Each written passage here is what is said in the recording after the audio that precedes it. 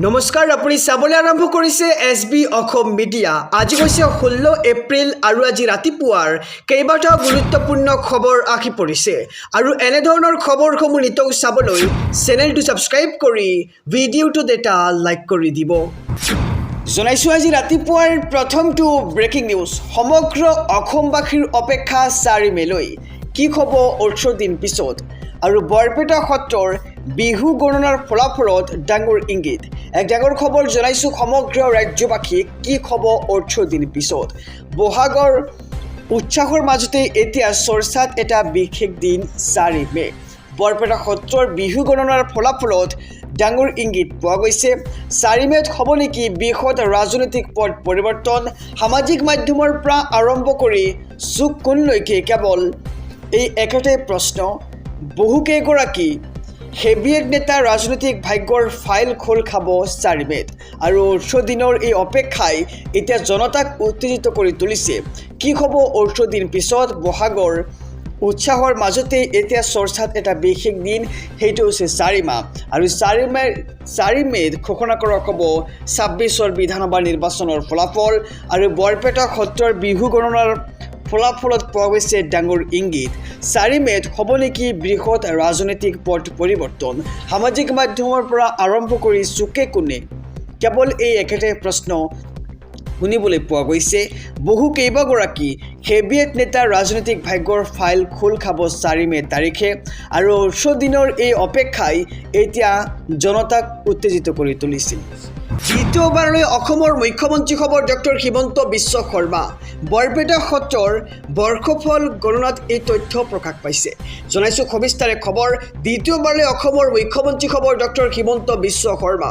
বৰপেটা সত্ৰৰ বৰ্ষফল গণনা প্ৰকাশ কৰা হৈছে আৰু অসমত পুনৰ চৰকাৰ গঠন কৰিব বিজেপি মিত্ৰজোঁটে। পুনৰ অসমৰ মুখ্যমন্ত্ৰী হ'ব ডক্টৰ হিমন্ত বিশ্ব শৰ্মা আৰু পুনৰ মুখ্যমন্ত্ৰী চকীত বহিব হিমন্ত বিশ্ব শৰ্মা। বৰপেটা সত্ৰৰ দৈৱজ্ঞ ত্ৰিদীপ দেৱ শৰ্মাৰ ভৱিষ্যতবাণী আৰু 85ৰ পৰা 90খন আসন লাভ কৰিব বিজেপি মিত্ৰজোঁটে আৰু দ্বিতীয়বাৰলৈ অসমৰ মুখ্যমন্ত্ৰী হ'ব ডক্টৰ হিমন্ত বিশ্ব শৰ্মা।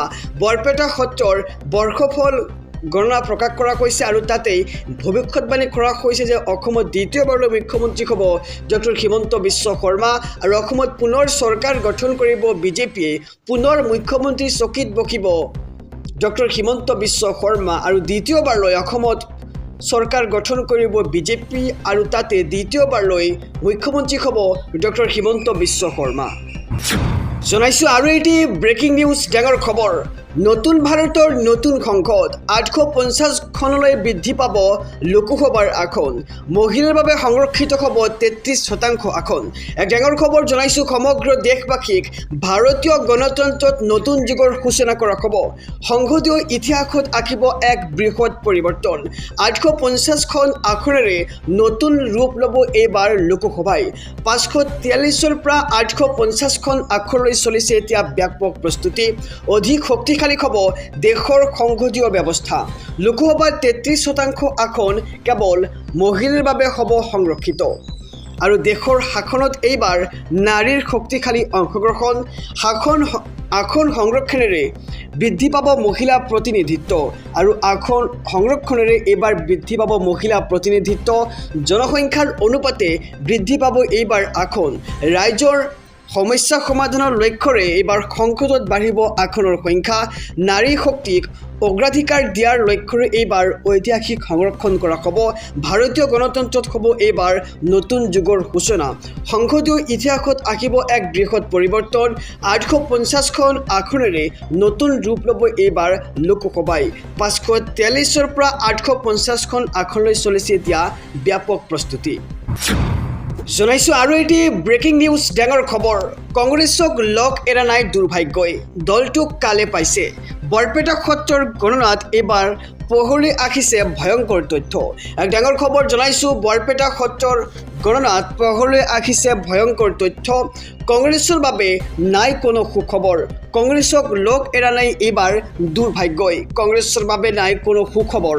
কংগ্ৰেছক লগ এৰা নাই দুৰ্ভাগ্যই আৰু কংগ্ৰেছক এইবাৰ কালে পাইছে বুলি বৰপেটাৰ বৰ্ষফল গণনাত প্ৰকাশ পাইছে সূত্ৰ আৰু সুদিন ঘূৰাই পাবলৈ লাগিব বহু বছৰ কংগ্ৰেছৰ আৰু সত্ৰৰ গণনাত স্পষ্ট ইংগিত পোৱা গৈছে বৰপেটা সত্ৰৰ গণনাত পোহৰলৈ আহিল এই ভয়ংকৰ তথ্য বৰপেটা সত্ৰৰ গণনাত এইবাৰ পোহৰলৈ আহিছে কংগ্ৰেছৰ দুৰ্দশাৰ কথা কংগ্ৰেছৰ বাবে নাই কোনো সুখবৰ কংগ্ৰেছক লগ এৰা নাই দুৰ্দশাই আৰু কংগ্ৰেছক এইবাৰ কালে পাইছে বুলি মন্তব্য কৰা হৈছে সুদিন ঘূৰাই পাবলৈ কংগ্ৰেছৰ লাগিব বহু বছৰ আৰু সত্ৰৰ গণনাত স্পষ্ট হৈছে এই ইংগিত জনাইছোঁ আৰু এটি ব্ৰেকিং নিউজ ডাঙৰ খবৰ যিকোনো মুহূৰ্তত গ্ৰেপ্তাৰ হ'ব পাৰে পৱন খেৰাম সৰ্বোচ্চ ন্যায়ালয়ে বান্ধি দিলে সময়সীমা এক ডাঙৰ খবৰ জনাইছোঁ সমগ্ৰ ৰাজ্যবাসীক যিকোনো মুহূৰ্তত গ্ৰেপ্তাৰ হ'ব পাৰে পৱন খেৰাম সৰ্বোচ্চ ন্যায়ালয়ে বান্ধি দিলে সময়সীমা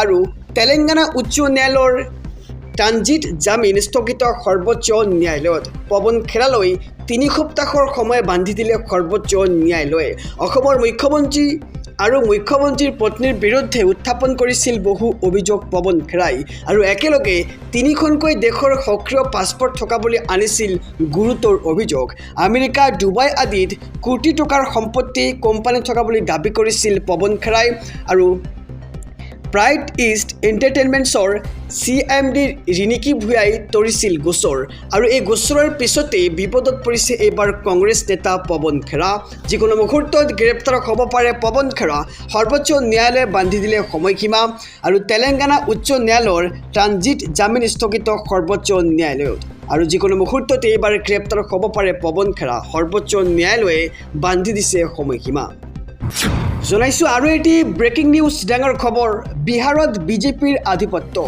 বিজেপিৰ সম্ৰাট চৌধুৰীলৈ এইবাৰ বিহাৰৰ শাসনভাৰ এক ডাঙৰ খবৰ জনাইছোঁ বিহাৰত বিজেপিৰ আধিপত্য বিজেপিৰ সম্ৰাট চৌধুৰীলৈ বিহাৰৰ শাসনভাৰ বিহাৰৰ নতুন মুখ্যমন্ত্ৰী হ'ব এইবাৰ সম্ৰাট চৌধুৰী বিজেপি বিধায়নী দলৰ নেতা নিৰ্বাচিত সম্ৰাট চৌধুৰী বিহাৰৰ মুখ্যমন্ত্ৰী হিচাপে আজি শপত গ্ৰহণ কৰিছে সম্ৰাট চৌধুৰীয়ে 2 দশকৰ কাৰ্যকালৰ অন্ত পৰিছে বিহাৰত আৰু এতিয়াৰে পৰা ৰাষ্ট্ৰীয় ৰাজনীতিত সক্ৰিয় হ'ব নীতিশ কুমাৰ ইতিমধ্যে ৰাজ্যসভাৰ সাংসদ হিচাপে শপত গ্ৰহণ কৰিছে প্ৰাক্তন মুখ্যমন্ত্ৰী নীতিশ কুমাৰে আৰু মন্ত্ৰীসভাত বিশেষ সালসলনিৰ সম্ভাৱনা নাই বুলি এতিয়া শুনিবলৈ পোৱা গৈছে বাহাত থাকিব পাৰে বেছিভাগ পুৰণি মন্ত্ৰী আৰু শিৱৰাজ সিং চৌহানৰ উপস্থিতিত হৈছে চূড়ান্ত সিদ্ধান্ত সম্ৰাট চৌধুৰীৰ নেতৃত্বত নতুন ৰাজনৈতিক যুগৰ সূচনা কৰা হ'ব আৰু বিহাৰত বিজেপিৰ আধিপত্য বিজেপিৰ সম্ৰাট চৌধুৰীলৈ এইবাৰ বিহাৰৰ শাসনভাৰ